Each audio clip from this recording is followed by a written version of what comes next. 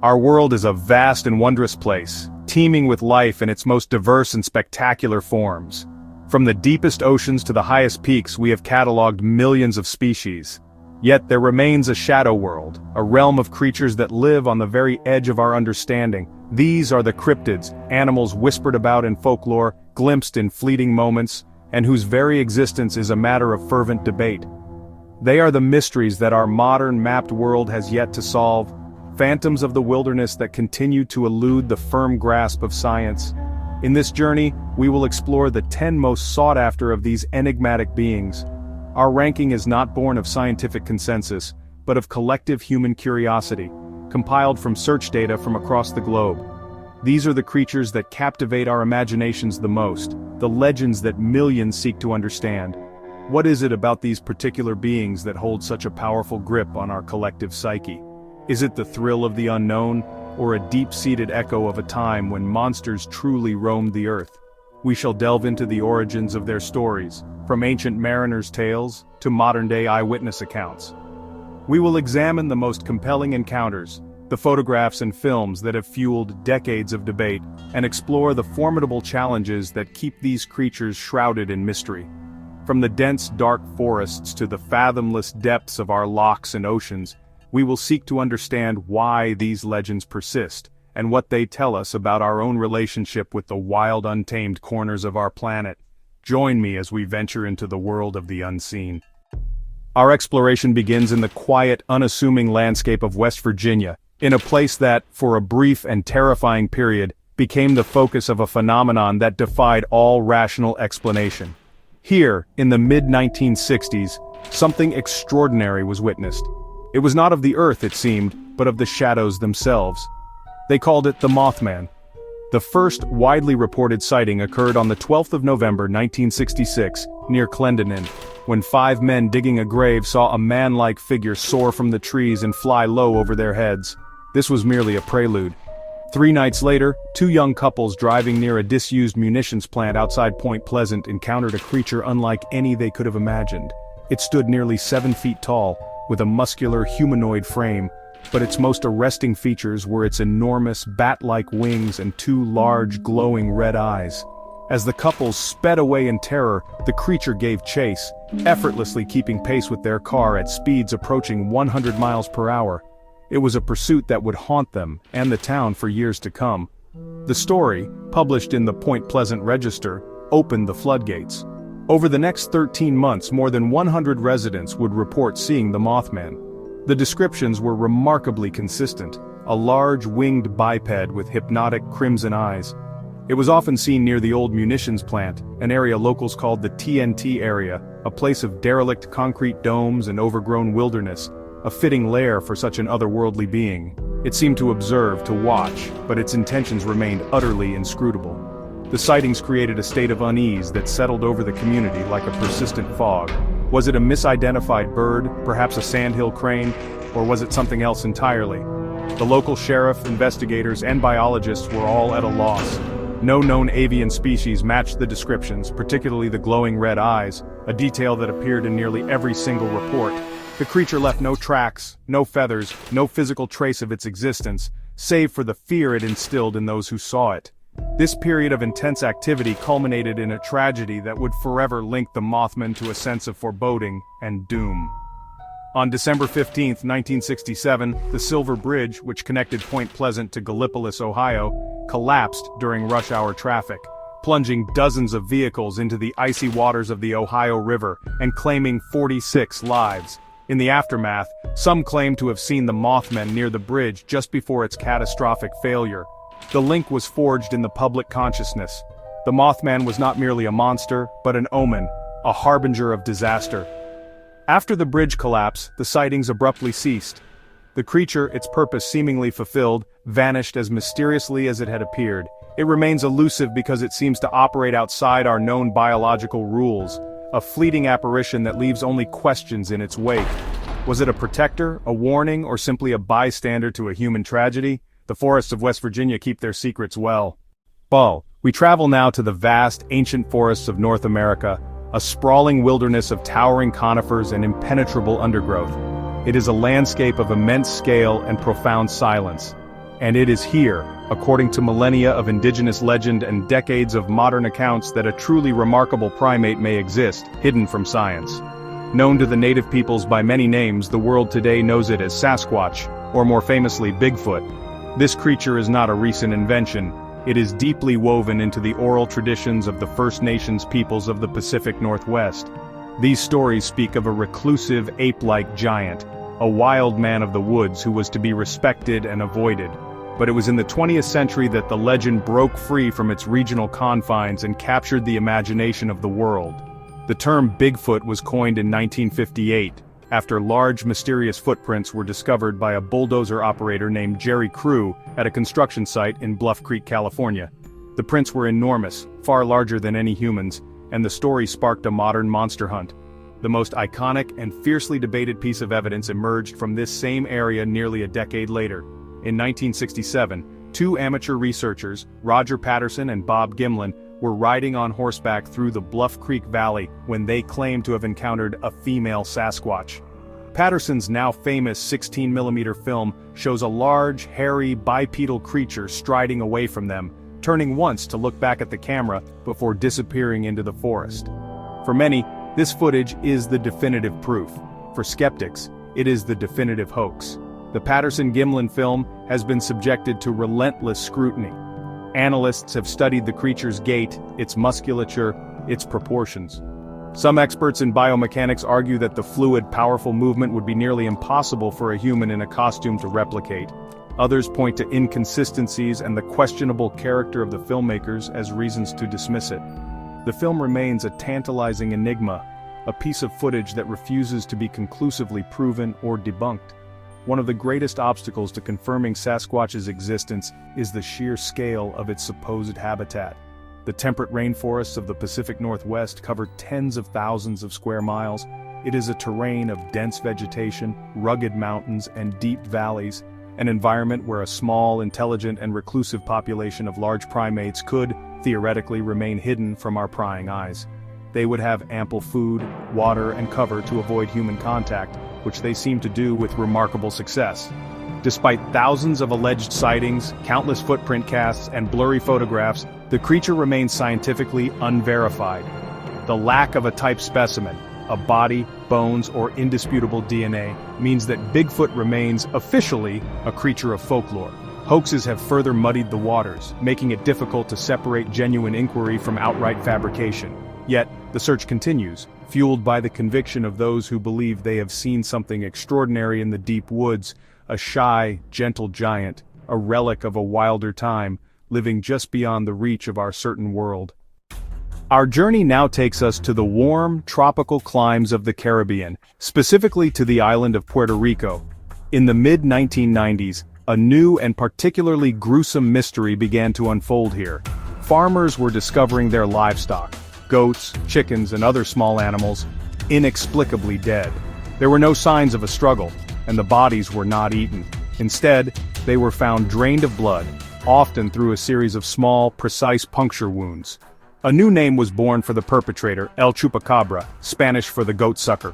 The first eyewitness accounts, emerging from towns like Canovanas in 1995, painted a terrifying picture. The creature was described as a bipedal being, about 3 to 4 feet tall, with a row of sharp spines running down its back.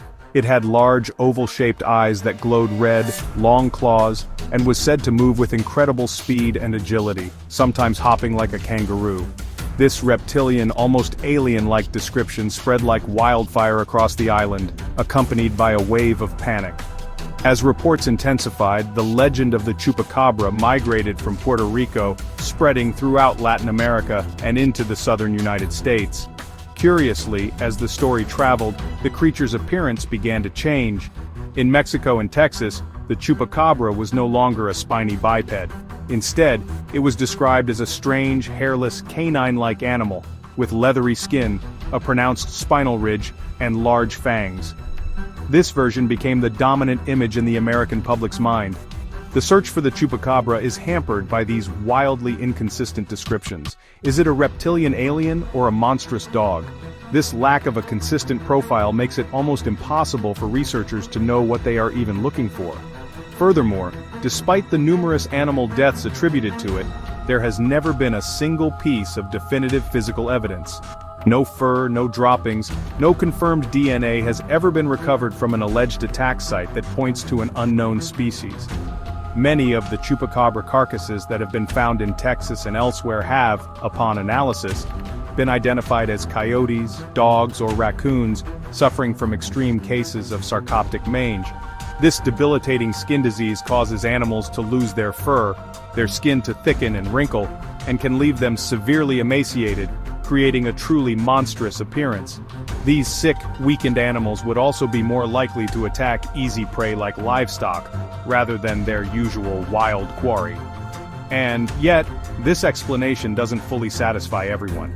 It doesn't account for the original Puerto Rican sightings of a bipedal spiny creature, nor does it explain the reports of blood draining. Some have suggested the original legend was inspired by the 1995 science fiction horror film Species, which featured an alien with a similar appearance. Could it be a case of mass hysteria, a modern folktale born from cinematic suggestion and agricultural anxieties? Or is there still an unknown predator, a master of stealth, stalking the night? We now travel to the Scottish Highlands, a land of dramatic mountains, ancient castles, and deep, dark bodies of water. The most famous of these is Loch Ness, a vast freshwater loch stretching for over 23 miles. Its waters are cold, deep, and remarkably murky, stained dark by peat from the surrounding hills, and for centuries these waters have been said to hide a monster.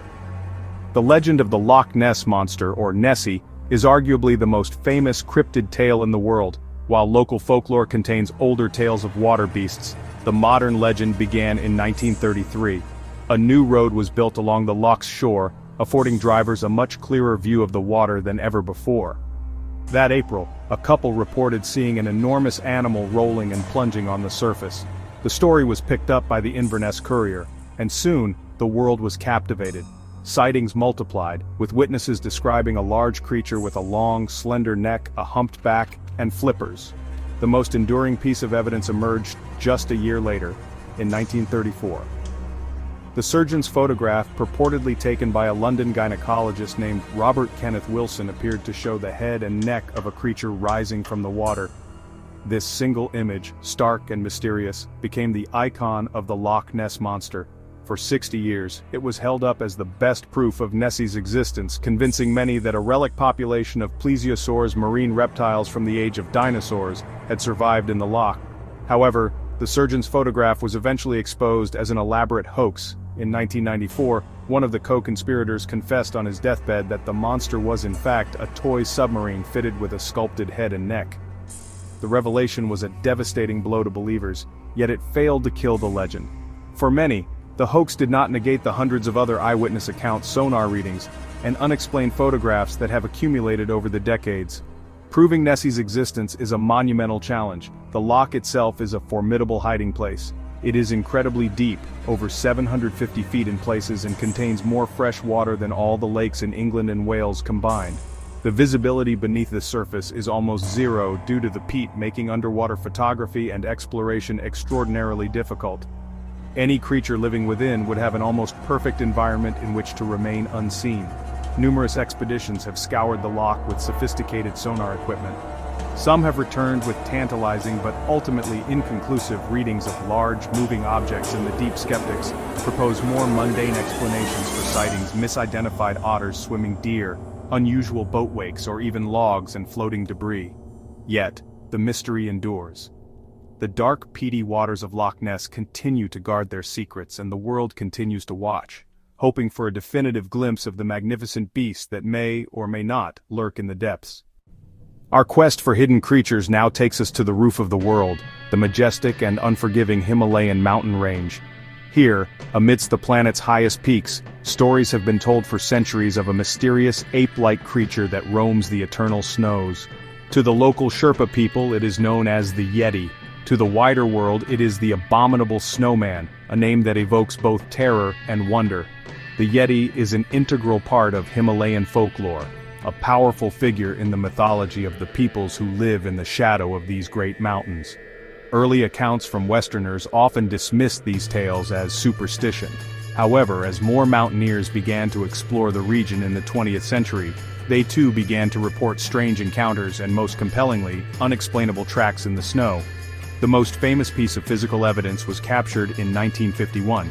The renowned British mountaineer Eric Shipton, while exploring the Menlung Glacier on the border of Nepal and Tibet, came across a series of large, unusual footprints. He photographed one of them next to his ice axe for scale. The print was clear, showing a broad, five-toed foot that was distinctly primate-like but certainly not human. The Shipton photograph became an instant sensation, lending a new level of credibility to the Yeti legend. The primary challenge in verifying the Yeti's existence is the extreme nature of its environment. The Himalayas are one of the most remote and inhospitable places on Earth. The terrain is treacherous, the weather is brutal, and vast areas remain completely unexplored by humans. If a hardy, elusive primate were to exist anywhere, it would be here, far from civilization, in the high-altitude forests and snowfields where few ever venture. Over the years, various pieces of Yeti evidence have been collected and analyzed, including hair, bones, and alleged scalps kept in remote monasteries. In nearly every case, modern genetic analysis has revealed a more prosaic origin. Many hair samples have been traced to the Tibetan blue bear or the Himalayan brown bear, rare and elusive ursines that themselves are not well understood. One theory suggests that the Yeti legend may be a composite memory, a folk interpretation of these rarely seen bears, and yet the eyewitness accounts persist. Climbers and locals continue to report seeing a large, shaggy, bipedal creature moving with surprising speed across the snow-covered slopes. They describe an animal that is shy and avoids contact, glimpsed only at a distance. Could a species of high-altitude ape, perhaps a relative of the orangutan, have adapted to this brutal environment? Until a body or definitive DNA is found, the Yeti will remain what it has always been, a powerful symbol of the wild, a mystery as vast and as white as the Himalayan snows. We now return to the United States, to a seemingly unremarkable stretch of coastal wilderness in southern New Jersey. This is the Pine Barrens, over 1 million acres of dense pine forest, acidic streams, and sandy soil. For over 250 years, this region has been haunted by a legend, a creature said to be born of a curse and demonic influence. This is the home of the Jersey Devil. The origin story of the Jersey Devil is one of America's oldest and most enduring folktales. The most common version dates back to 1735 and centers on a poor woman known as Mother Leeds, who was supposedly a witch. Already having 12 children and finding herself pregnant with a 13th, she cursed the unborn child in frustration, declaring that she would rather the devil take it. On a stormy night, the child was born, but it was no normal infant. It was a monster. The creature was said to have a head like a horse, large, leathery wings like a bat, hooves for feet, and a forked tail. It let out a terrifying scream, killed the midwife, and then flew up the chimney and escaped into the darkness of the Pine Barrens. For nearly 3 centuries, this grotesque being has been blamed for strange noises, disappearing livestock, and shadowy sightings within the dark woods of southern New Jersey. While sightings have been reported sporadically for centuries, the legend exploded into a full-blown panic during one remarkable week in January 1909. Over 1,000 people across the Delaware Valley, in dozens of different towns, claimed to see the Jersey Devil or its strange cloven hoof tracks in the snow. Streetcars in Philadelphia were reportedly attacked, social gatherings were disrupted, and schools and factories closed as people were too afraid to venture outside. The widespread nature of these sightings remains a historical curiosity. Despite the sheer volume of eyewitness accounts, particularly during the 1909 flap, the Jersey Devil remains firmly in the realm of folklore. The primary obstacle to proving its existence is a complete lack of any physical evidence. No body, no bones, no droppings, and no clear photographs have ever been produced. The creature seems to be a true phantom, leaving behind only fear and footprints that could be, and often are, attributed to other sources. Skeptics offer various explanations for the legend. Some suggest the devil was a misidentified sandhill crane, a large bird with a startling cry that can appear quite strange in poor light. Others believe the original stories were political slander against one of the early colonial families, the Leeds, which spun out of control into a lasting folktale. It may also be a cautionary tale, a boogeyman created to keep children from wandering into the dangerous and disorienting Pine Barrens. Whatever its origin, the Jersey Devil remains New Jersey's official state demon, a beloved piece of local lore, and a chilling reminder of what might lurk in the woods. From the haunted forests we venture out into the cold, unforgiving waters of the North Atlantic, the domain of the Vikings. Here, ancient sailors told tales of sea monsters of unimaginable size, beasts capable of pulling entire ships down to a watery grave. The most feared of all these oceanic terrors was the Kraken. The earliest legends of the Kraken originate from Scandinavian folklore, with the first written accounts appearing in the 13th century. These tales described a sea creature so colossal that it was often mistaken for an island. Sailors might land on its back to make camp, only for the island to submerge, drowning the entire crew. Its greatest danger, however, came from the powerful whirlpool it created when it descended, a vortex that could suck down any vessel that strayed too close. For centuries the Kraken was considered pure myth, a sailor's tall tale spun from a fear of the unknown depths.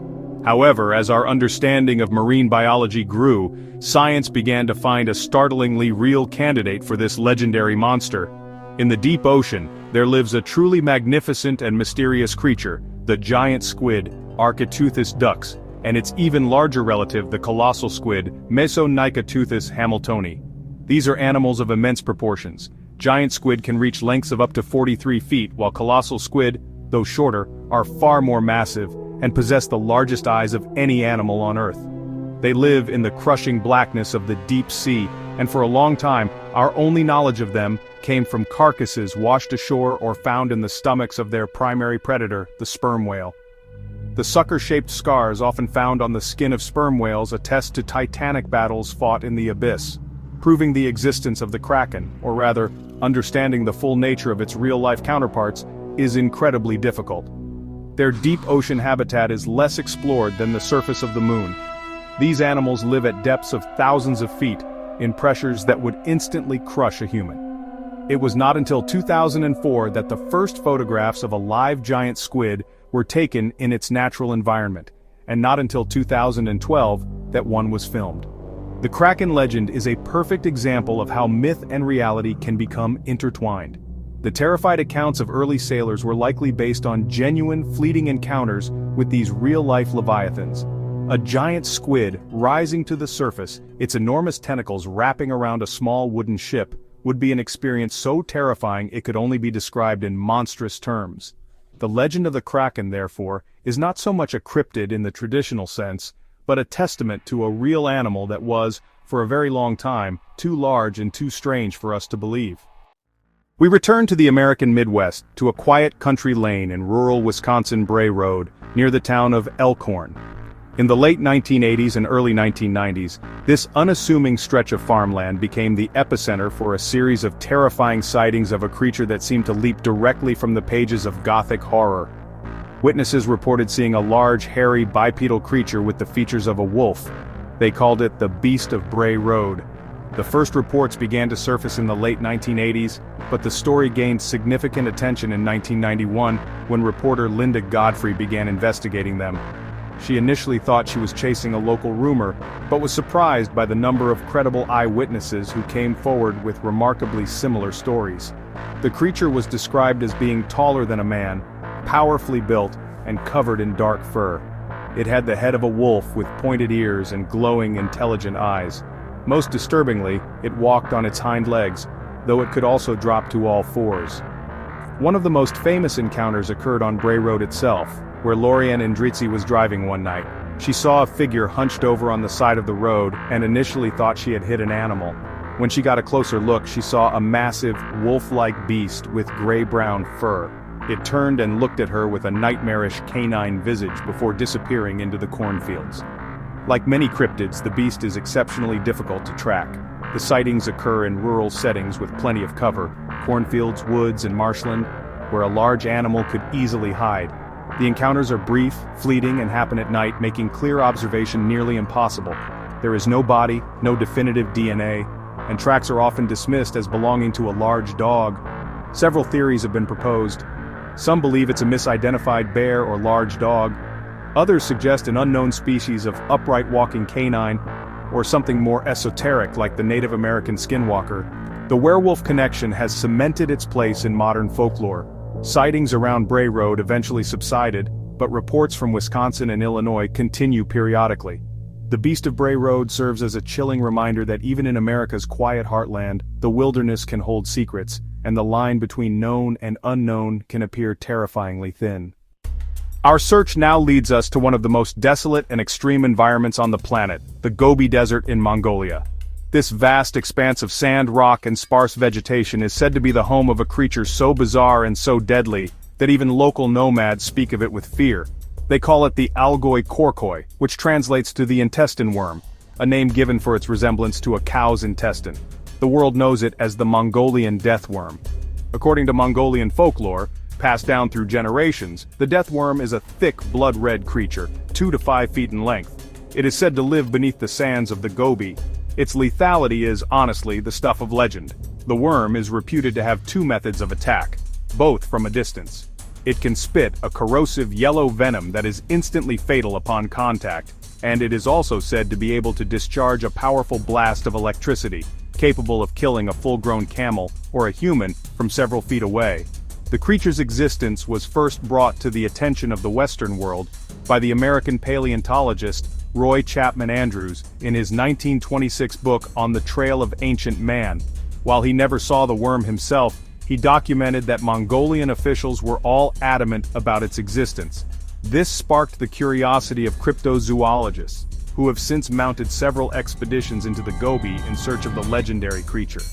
The elusiveness of the Mongolian death worm is almost absolute for several reasons. Firstly, its alleged habitat is immense and incredibly harsh. The Gobi Desert is one of the least populated regions on Earth, with extreme temperatures and vast, featureless landscapes that make any systematic search a logistical nightmare.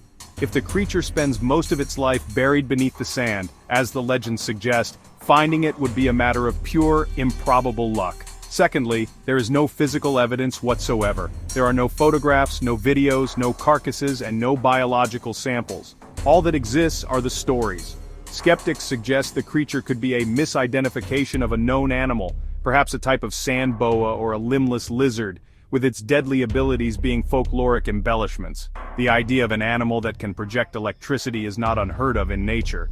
Electric eels and rays do it.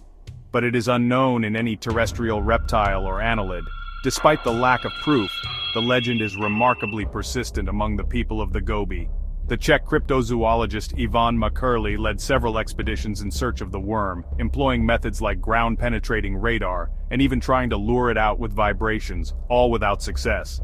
The Mongolian death worm remains a perfect cryptid, a terrifying creature, rooted in local tradition, living in an inaccessible environment, and leaving absolutely no trace behind. It is honestly a true ghost of the desert.